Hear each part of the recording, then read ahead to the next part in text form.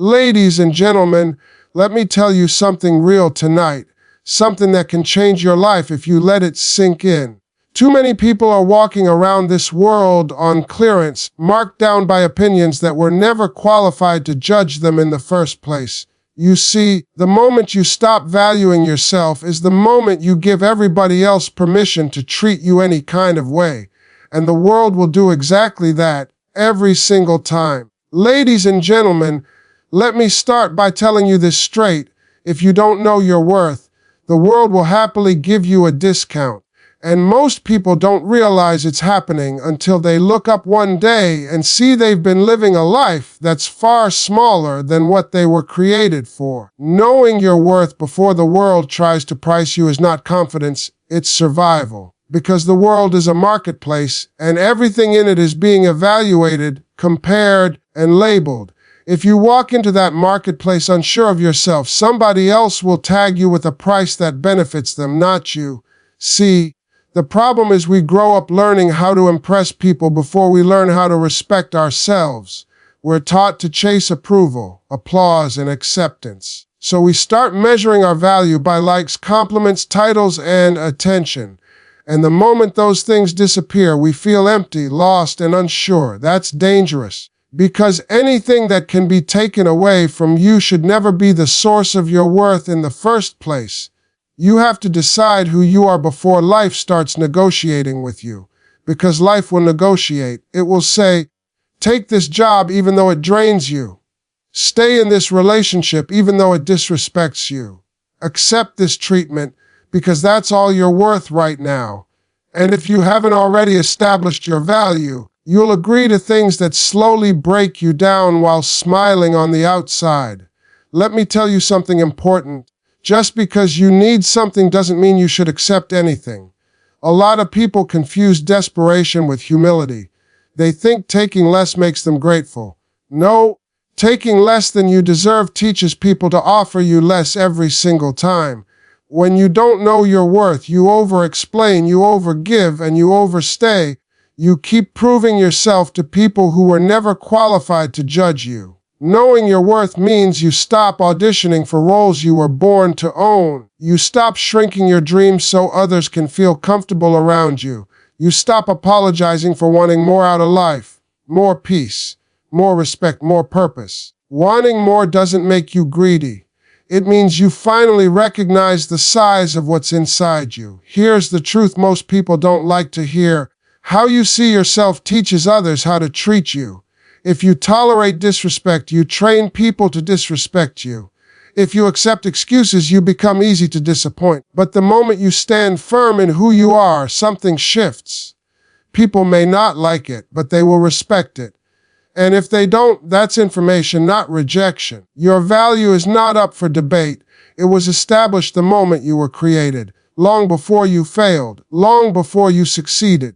Long before anyone clapped for you or doubted you. You don't wake up valuable one day and worthless the next. You are valuable even when you're struggling, even when you're confused, even when you're rebuilding. Knowing your worth also means being patient.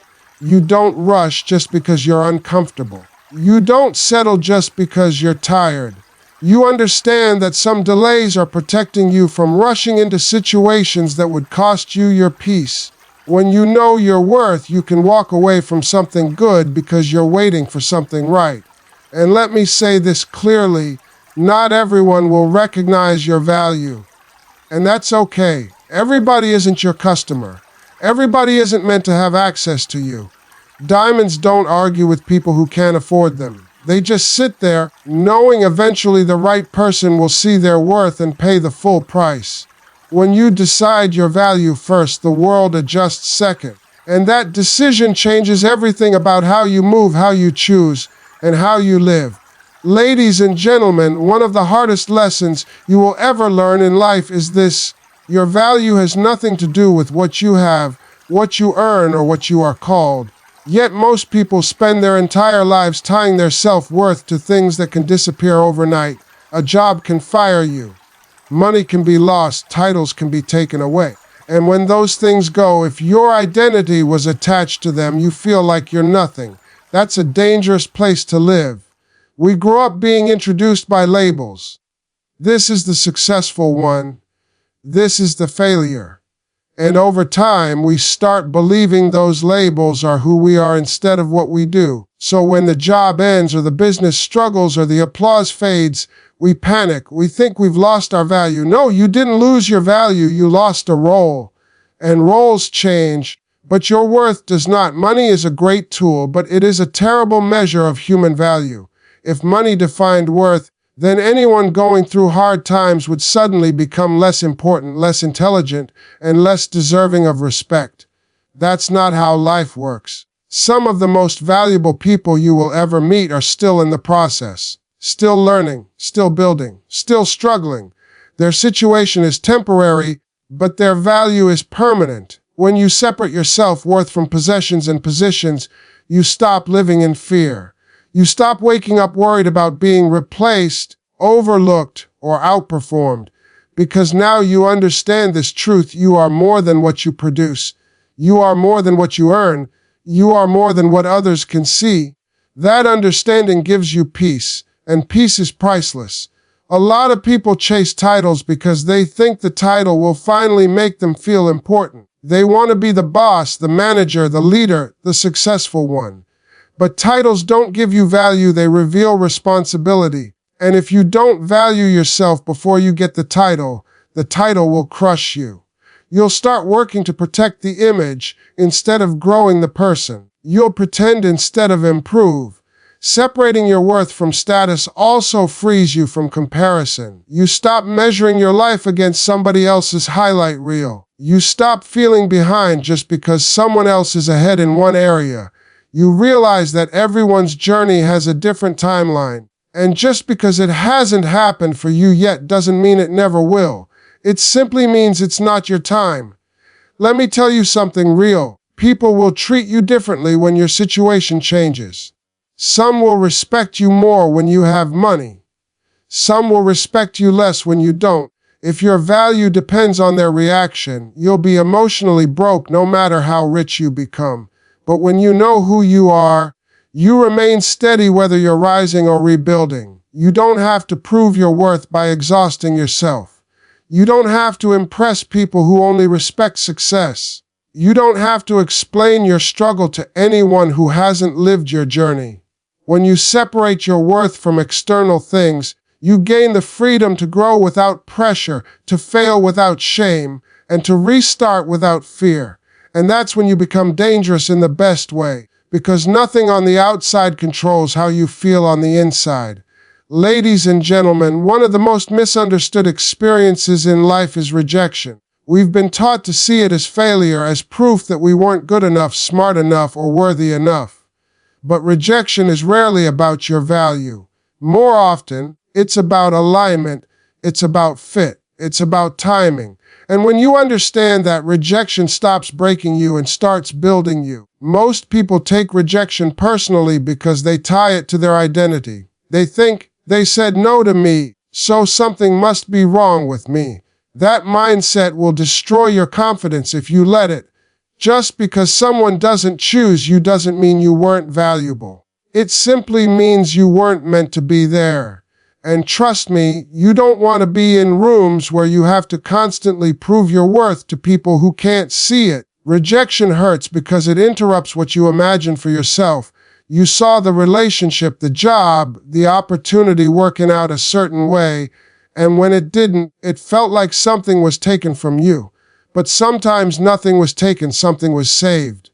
Saved you from settling. Saved you from shrinking. Saved you from staying in places that would have slowly drained your spirit. Here's the truth, every no is not a dead end. Some no's are instructions. They're telling you to move, to adjust, to grow, to aim higher. But you can only hear that message if you stop fighting the rejection and start learning from it. Life is always trying to guide you, but pride and pain can make you miss the lesson. Redirection requires trust. It requires believing that there's a bigger picture you can't see yet. And that's hard when you're standing in disappointment. But look back over your life. Think about the things you begged for that never worked out. Now think about where you are today. Some of your greatest blessings came because something else fell apart. At the time, it felt like loss. In reality, it was preparation. A lot of people stay bitter because they think rejection embarrassed them. No, rejection exposed the situation, not you. It showed you where you were not valued, not where you lacked value. And once something is exposed, you have a choice to stay and suffer or move and grow. Valuing yourself means you choose growth every time. Rejection also teaches you boundaries. It shows you where not to invest your time, energy, and heart. Every closed door saves you time you would have wasted trying to force something that wasn't meant to open. When you truly understand this, you stop chasing what runs from you and start focusing on what's moving toward you. Let me say this clearly, you don't need to be accepted everywhere. You only need to be aligned somewhere. When God removes you from certain situations, it's not always because you did something wrong. Sometimes it's because you're about to become something greater, and the current environment can't support that growth. If you keep showing up where you're not celebrated, you'll eventually forget how valuable you are. Rejection is often life's way of pushing you towards spaces that can handle who you're becoming. And once you see it that way, rejection no longer feels like an ending. It feels like direction. Ladies and gentlemen, one of the clearest signs that you are starting to value yourself is when you learn how to set boundaries without feeling guilty about it. For a long time, many of us were taught that being kind meant always being available, always saying yes, always sacrificing ourselves for everyone else. But kindness without boundaries turns into self-neglect, and self-neglect slowly teaches people that your time, your energy, and your peace don't matter. Setting boundaries is not about pushing people away. It's about protecting what matters most. When you don't have boundaries, you live in reaction mode. You react to other people's demands, moods, and expectations. Your life becomes a series of obligations instead of intentional choices. And over time, that creates resentment, exhaustion, and frustration, not because people are bad, but because you never taught them how to treat you. A lot of people fear boundaries because they're afraid of losing others. They think, if I say no, they'll leave. Let me tell you something real. The people who leave when you set boundaries were benefiting from you having none. When you start respecting yourself, some relationships will change and some will end. That's not failure. That's clarity. Boundaries are a form of self-respect. They communicate your standards without you having to argue or explain yourself. When you value yourself, you stop over-explaining your decisions. You don't feel the need to convince everyone that your no is valid. A grown person with self-respect understands that no is a complete sentence. You teach people how to treat you by what you allow. If you allow disrespect, lateness, broken promises, and excuses, you're sending a message that your time and feelings are flexible. But when you set boundaries, you say, this is how I expect to be treated. And not everyone will be able to meet that standard. That's okay. Everyone is not meant to walk with you forever. Setting boundaries also means knowing when to walk away. Sometimes the strongest boundary is distance. You don't have to fight. You don't have to argue. You don't have to prove your point. You simply remove yourself from situations that cost you your peace. That's not weakness. That's wisdom. Many people are tired not because they're doing too much, but because they're doing too much for the wrong people. They keep giving to those who never reciprocate, hoping one day it will be appreciated. But appreciation doesn't come from exhaustion, it comes from balance. And balance only exists where boundaries are respected. When you start setting boundaries, you may feel uncomfortable at first. That's normal. You're changing patterns that people got used to. But discomfort is temporary. Peace is permanent. Over time, the right people will adjust and the wrong people will drift away. Either way, you win. Valuing yourself means you stop being afraid of being misunderstood. You understand that protecting your mental, emotional, and spiritual health is not selfish, it's necessary. You cannot pour from an empty cup, and you cannot live a fulfilled life while constantly ignoring your own needs. Boundaries don't make you cold, they make you clear. And clarity brings respect, starting with the respect you give yourself. Ladies and gentlemen, Believing in yourself when nobody else does is one of the loneliest places you will ever stand. There's no applause there, no encouragement, no reassurance. Just you, your dream, and a whole lot of doubt coming from the outside. And sometimes, if you're honest, that doubt starts speaking in your own voice. But this is where self-value is truly tested, because anyone can believe when there's proof. It takes real strength to believe when there's only vision. Most people quit at this stage, not because they lack talent, but because they lack support. They look around and see nobody clapping, nobody investing, nobody cheering.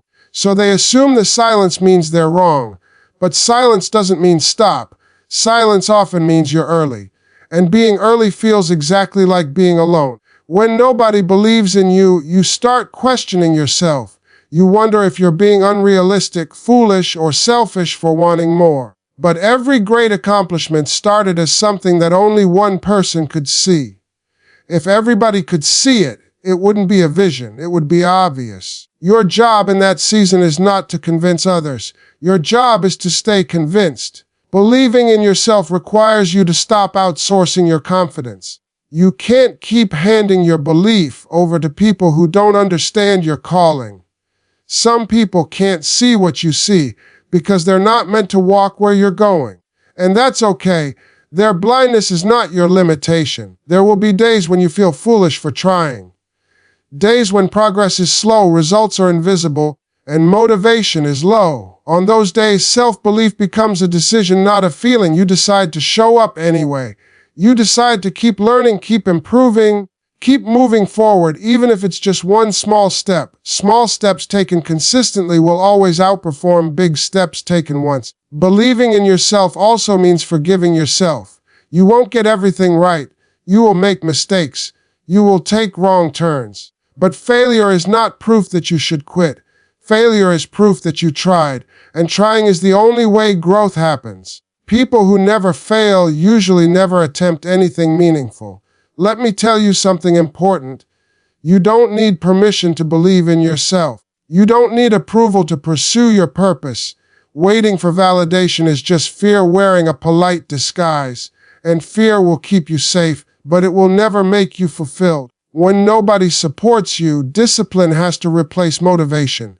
You won't always feel inspired, but you can stay committed. Commitment is what carries you when emotions run out. That's how dreams are built, quietly, consistently, without witnesses. And here's the truth most people won't tell you: when you finally succeed, many of the same people who doubted you will celebrate you. Not because they always believed, but because results make people comfortable. Don't let that change you. Remember the season when it was just you and your faith. Believing in yourself in isolation strengthens your character. It builds resilience. It teaches you self-trust. And once you trust yourself, outside opinions lose their power. You move differently. You speak differently. You choose differently. That kind of belief doesn't come from crowds. It comes from valuing yourself enough to keep going even when no one is watching. Ladies and gentlemen, acting on faith instead of fear is one of the clearest ways you honor your potential. Fear will always show up when you're about to do something meaningful. It doesn't come because you're weak. It comes because you're standing at the edge of growth. If fear had a voice, it would sound reasonable, logical, and protective. It would tell you to wait, to be safe, to avoid embarrassment, to avoid failure. And if you listen to it long enough, you will talk yourself out of the very life you were meant to live. Faith works differently. Faith doesn't require full clarity. It doesn't demand guarantees. Faith asks one question: will you move even though you're unsure? And most people won't. They want certainty before they step, but certainty only comes after movement. You don't gain confidence and then act. You act and confidence follows. Fear is focused on what could go wrong. Faith is focused on what could go right. Fear replays past mistakes. Faith imagines future possibilities. When you value yourself, you stop letting fear make all your decisions. You understand that playing small is not safety, it's slow regret.